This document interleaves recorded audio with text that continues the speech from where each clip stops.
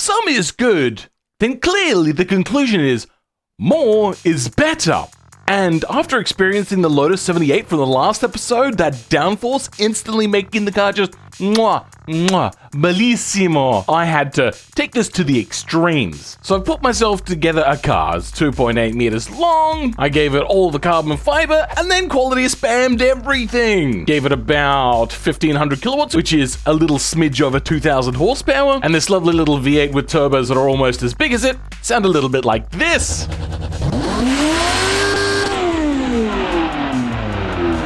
Yeah, that's a lot of power. And then on top of that, I added about 5.5 tons of downforce. Just a smidge. Unfortunately, there seems to be a point of diminishing returns where you're not really getting a lot more downforce. And if you're wondering why I didn't go more than this, well, that's because I've already added a wing or two. You know, just a smidge. And that will only give me about 5 tons. Why must it hate me so much? But that's fine. We're still able to get like a 0 to 100 in 1.9 seconds and go 348 kilometers an hour, which is 216 miles per hour. Still pretty decent. And even though the rear suspension is maxed out, I'm still bottoming out at top speed. And that started happening at like 700 kilos. Now I'm at 5,500. Also still managing somehow wheel spin. How? This is all-wheel drive, and I have put a lot of drive to the rear, and it still wants to oversteer, so we'll just turn that off for now. Here's the coolest thing. You can do whatever you want, and generally this will stop at about 80 to 85 kilometers an hour. This has a mechanical grip over 100 kilometers an hour. This thing is amazing! And then this graph, whoop, boy, yep, it's a straight deadline. Usually you'll see this like dip down or dip up, but this has so much downforce, it just keeps on going, and it will probably skew to an understeer or oversteer somewhere like up here. But all of this downforce must come at a cost, right? Well, yes. If we go back here, we can find drag. This thing saps off about 1,100 kilowatts, which is most of the power. Remember, this is only 1,500 kilowatts. That's why it tops out at just a measly little 348 kilometers an hour, not up to over 500 kilometers an hour, which it was originally. So now all that's left is for me to go in and change this paint color to be transparent. And that is the car we have. I hope you enjoy it. Now, what is the price of said car? 2.7, so basically $2.8 million. So now that we know that I can't afford this car, let's go set it over the automation test track. And it reckons a 127. Oh my. And I don't even have the biggest engine I could fit in here. I mean, if I went rear wheel drive and managed to work that out somehow, this could be even more powerful. The annoying thing is it's kind of maxed out unless I want to like damage the engine more. It's already pretty bad. But I'm classing this as a race car, so this isn't too much of a concern. So over to BeamNG we go, and we're going to make sure that that is selected because we don't want all of those extra nodes lingering about. Oh no, whatever will I do?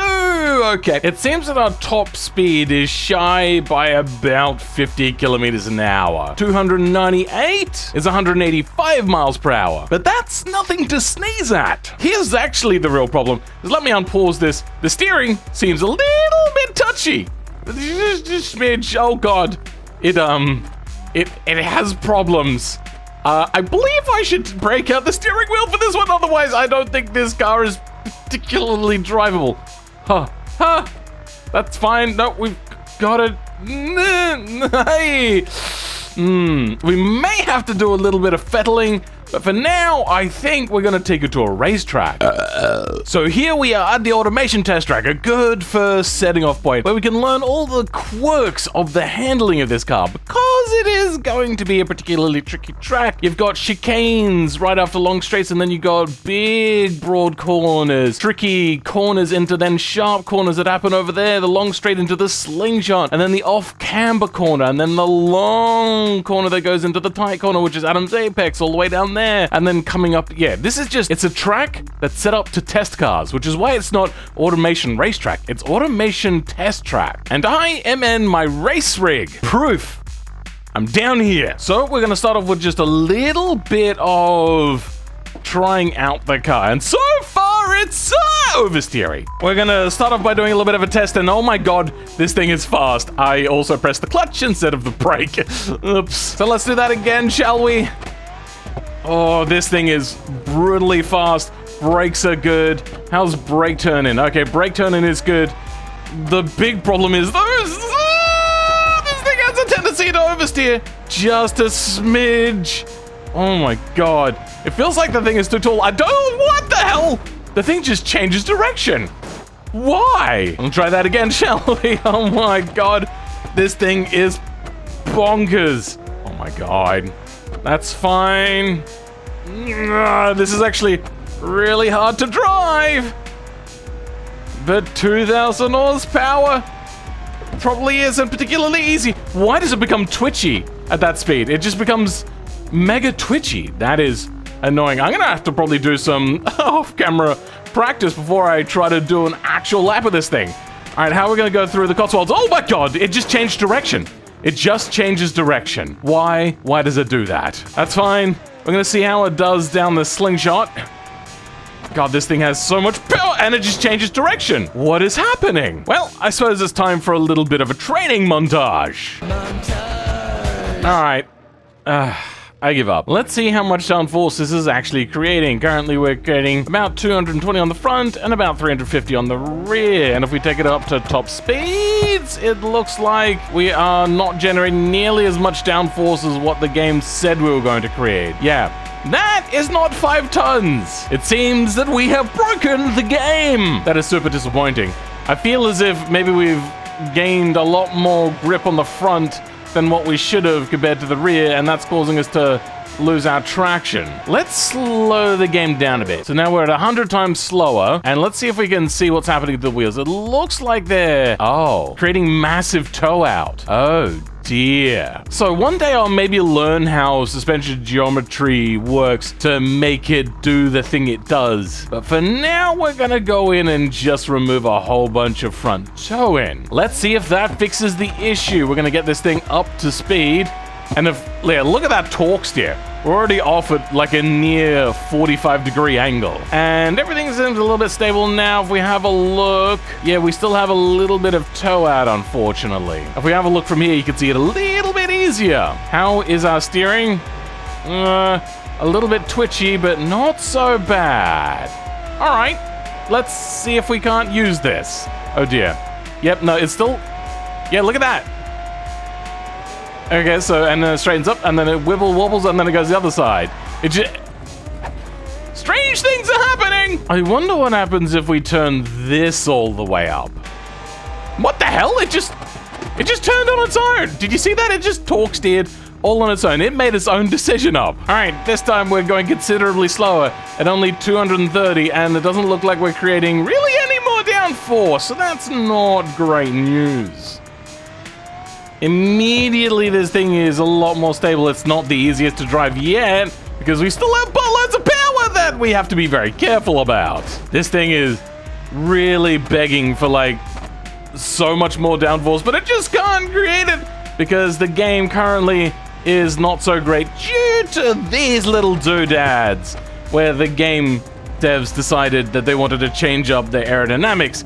I might go in and do that thing where I put in wings myself, but I also don't want to, because that would have to mean that I redesign the entire vehicle, and that would be a pain in the butt! That's a lot of... Instead, I'm just gonna take it somewhere else. Let's see if instead we have the skill to be able to make it around an entire lap of the Nurburgring. So let's go in and add in the hot lapping app. And then away we go. I forgot to change the toe in. Oh my god, this is so dangerous. This is so dangerous. The car just wants to go whichever way it wants to go. God damn it. All right, you know what? No. Yeah, that's a big no from me. Let's go in ahead and change that. And try again. No. No, we do not have the skill for that. Though, if you drive it carefully, jankness and all, you could actually do fine around corners. You just have to go super duper slow. And you can see that, yes, you have troubles with understeer, even though this thing is prone to oversteer at pretty much every other point in time. But as you're gonna see, just pristine driving from me, going super duper slow, driving Mr. Dangerous Pants here, and then taking it for one of the calmest laps of all time. Don't just ignore that. That's fine. That was intentional. Totally. you can see that even driving at moderate speeds, trying to drive it slowly, this thing was still a complete death trap. It just wants to kill you at every corner, and you know, at every straight, and at every stop, and at every it just is a constant, it's a mass murderer. It just wants to kill you all of the time. God damn it.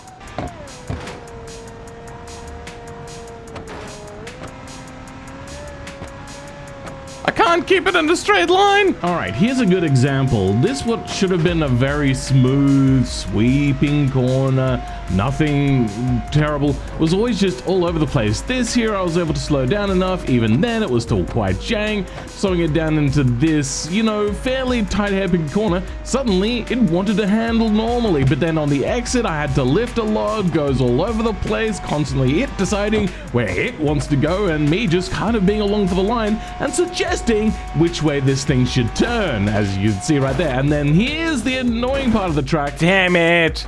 That's fine, we can reset. Which I didn't even get to go through at normal speed. Want to see more evidence of that? Well, here you go. Straight line. Shoot, what the hell? What just happened then? It just turned on its own. Frick. That's fine, we could just reset.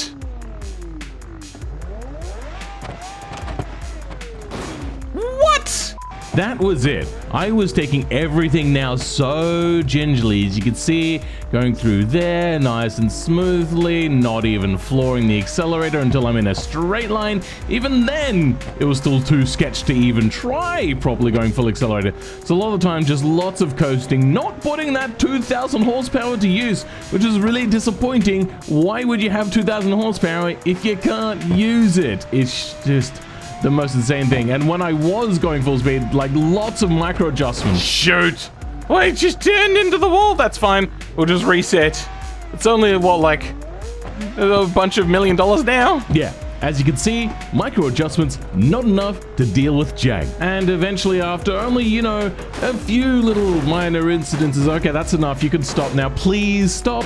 There we go. That's the finish line. And as a result of the absolute jankery of how we broke this game, unfortunately, we've only been able to do a 7-minute 51, which is not a good time. Okay, well, I went back and redid the entire car, and we now have proper working downforce using this technique. And I'm now going to show you how much downforce it makes. So if you have a look, it's creating about 350 per wheel on the rear and about 230 on the front. We then take this thing up to top speed, which is currently limited at about 350. We're now creating about nearly 2 tons per tire. So that together is nearly 4 tons and about 600 per wheel on the front. That means we're probably a little bit over 5 tons. So yes, I have done it. I have fixed automation for the devs. Okay, you guys can thank me later. It's fine. No, in all seriousness, they said they are going to fix this, but for now, this is the workaround we have to do. And this is not simply straightforward. But I am going to try taking around the Nurburgring again, and I have the race rig set up. Let's do this. This is not going to plan. You know what? I'm just going to keep trying until I can make it to the end of this straight. And wouldn't you know it, on the very next try, I did make it to the end of the straight. Oh dear. It wouldn't turn. That's fine. We'll reset. Well, it seems that even if the thing was creating more downforce, and I did go in and fix a little bit of geometry issues and stuff like that, it was still a problem. What? Why did it just randomly turn just then? Yeah, it was still doing the random turn thing. It was so weird, and it was more understeer. The front has like no grip. What is happening? Okay, what? Okay. Maybe this requires a bit of a training montage. No, I'm just gonna continue. And yeah, so just taking the thing absolutely gingerly, being very deliberate on my steering, very deliberate on braking nice and smoothly. Let's go a bit easy. Turning a lot smoother, and you can just see I'm taking it so easily, barely putting on the throttle most of the time, just so then this thing will have less of a chance. When I'm going straight though, we point and we squirt, and it never goes wrong, does it? Yeah. Just keeping the thing on the black stuff was more trouble than what I could deal with. Now, this corner, if you have decent downforce, which is way more than decent downforce, you should have taken that quite smoothly. Here in what's basically a straight with some slight curvature to it, real pain in the butt and having to feather that throttle just whenever I could. But I treated it kind of like a muscle car, like a Mustang that would kill you out of a Cars and Coffee. Speaking of killing you coming out of a Cars and Coffee, well, here we go. We've got this. That's fine, we'll reset.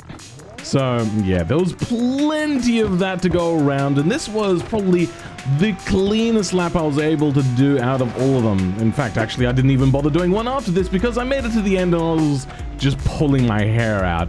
I had turned into a bald old man from just the pure stress of having to wrestle this car around every single corner as if it was the hardest thing in the world.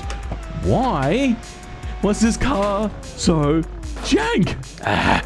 Yeah, I feel your sentiment, and I am talking in voiceover. It just, every corner, every straight, every acceleration, it would fight me. You know what? This is a challenge car. I'm gonna put this in the description as a Google Drive. I'm not gonna put it up on the repository because this does not deserve a spot on the repository. And you guys can see just how, what's the word I'm going to use? Fun? No. Torturous, that's the word. Just how torturous this car could be. Now you see here that I'm very rarely putting down the throttle unless I'm going what I consider to be straight. And yeah, little bits of throttle. This car still, like a little bits of throttle, has way more power than any car you would ever own. I mean, honestly, man, this thing is 2,000 horsepower. I think I actually tuned it to have a little bit more by this point as well. During that, probably was about a 5-hour break in between the last recording session and this one here where I had the improved car. Nothing helped. I tried so much. I tried to smoothen out the power band. I changed some suspension geometry. Nothing was helping. I did so much work to make those wings not collapse under massive amounts of downforce, and then also putting them in the right area. There was a lot of work. So I moved the wings. Oh, actually, I started off by removing a bunch of wings.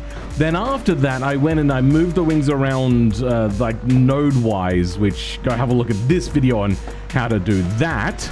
Then I found that the wings were collapsing under the weight of the downforce, so I had to strengthen the beams, then I had to realign all of the triangles to be correct and all that sort of stuff, and it's a lot more complicated than what I made it out to be in the video on how to add wings back into this game, but eventually I was able to do it. Now, this corner I always find really super tricky. I got one set of wheels hooked in, and then just towards the exit I just lost it, but that's fine.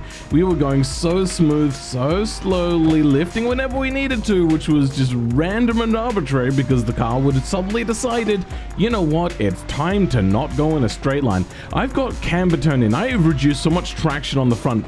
Notice how much understeer I'm getting? I have had to induce so much understeer, and yet for some reason it still seems to grip up on the front at some points at higher speeds and then spear off sideways. I've even tried reducing front aerodynamics and it still was not helping me. The car just had massive problems all of the time, just into every single wall it could. It was constantly in a state of, you think you can drive slow enough, that's fine, I will just bring down how dangerous I am to a slower speed. That way I'm dangerous at all speeds and I get my blood from you.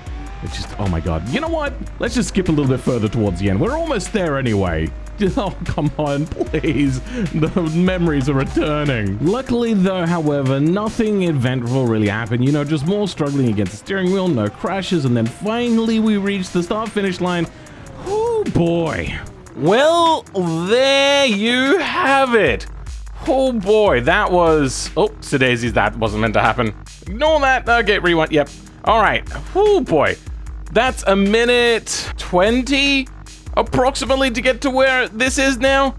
Man, oh man, that's insane. This is not a particularly good car. I don't know why the steering is all jank and busted, and just occasionally the thing will decide to turn whichever way it wants to turn. It's so annoying. God, man, I have put so much effort into this car, and it just hates me, and I don't know why. Well, guys, I hope you have enjoyed today's video. This will be, you know what, I'm not going to put it on the repository, but I will put it in like a Google Drive or something, and you guys can try it out for yourself. But for now, I'll catch you next time. Goodbye.